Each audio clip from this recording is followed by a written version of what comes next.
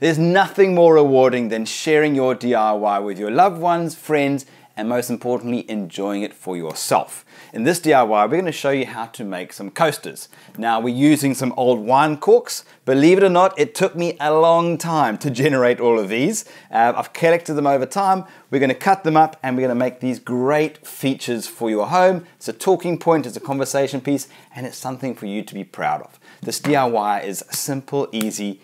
Anybody can do this one. Let's get started. Here's what you need.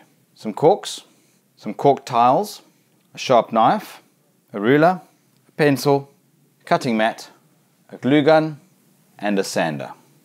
This is a fun DIY, so get comfortable and enjoy. Let's start off by seeing what's involved in this DIY.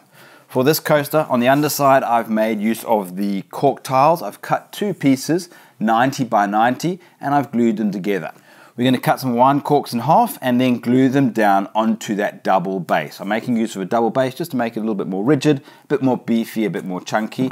I'm using a glue gun as I find it works better. It's quicker, it's hassle-free, opposed to using contact glue. Now, I did try this initially with contact glue, and here's a sample I made earlier, and I found it actually was quite brittle.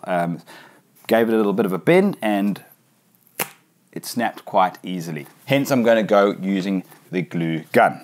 The first thing we do is we're going to make the base out of the cork tiles. I'm going for a double thick base and it needs to be 90 by 90. Let's get started and cut those out. The nice thing about using these cutting mats is they've actually got measurements and dimensions already on them. So I know I need a 90 cut line, so we'll just mark it up into position and then we can mark out 90, 90 again, and 90 again. Exactly the same for the bottom side, 90, 180, 270. The ruler is going to act as a straight edge, and I can join those two lines together, line that up, open my knife, keep my fingers well away, and I'm going to cut down through the cork.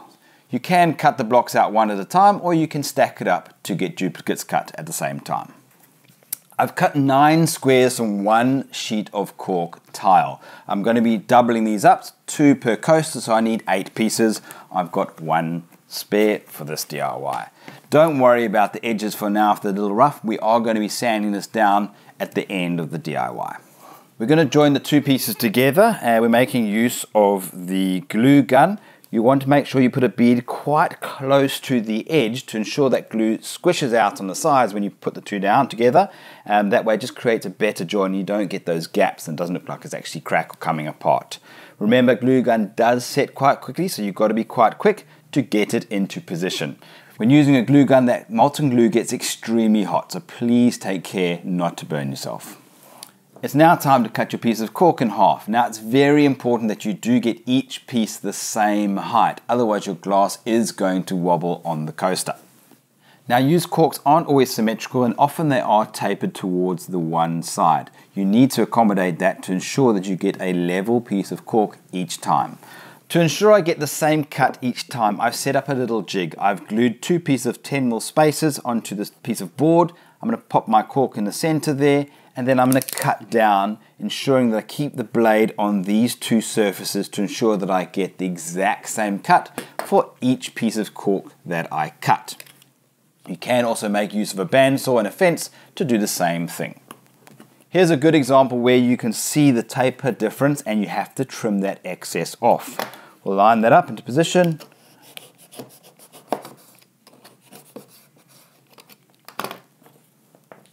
And we've got 2 even pieces. You need to repeat this process as you need 4 corks for each coaster. You possibly can find that your second piece of cork is too small. Throw that one away and move on to the next one. I've got a load of half pieces of cork cut now. I now need to glue them onto my base. Very simple, just line them up into position, work out where you want them. I like to actually see the brand name sticking out. Again, don't worry about the excess glue sticking out. We are going to trim that off later. I actually prefer to have the red wine stain on the outside. It just gives it a bit more character. That's the 4 coasters done. I now need to trim off this excess glue that was squeezed out on the sides. We'll trim it off with a knife, and then we're going to sand that edge down using the sander. When you are cleaning the outer edge with the orbital sander, it can be a little bit aggressive and cause a bit of breakout on the underside of the cork. A handy tip is to make use of a scrap piece of board and line that up right up to the edge and sand up against the wood. That way that board will act as a stopper to prevent that breakout. Right, the hard work is done. I can't wait to entertain and show off my creation with friends and family, and more importantly, generating more raw materials for the next DIY. From this DIY guide to you, be amazing, love the DIY, and enjoy the therapy. If you enjoyed this clip, like it, share it. You can also subscribe to the Builders Fan YouTube channel, where there's a range of DIYs just like this, as well as product reviews.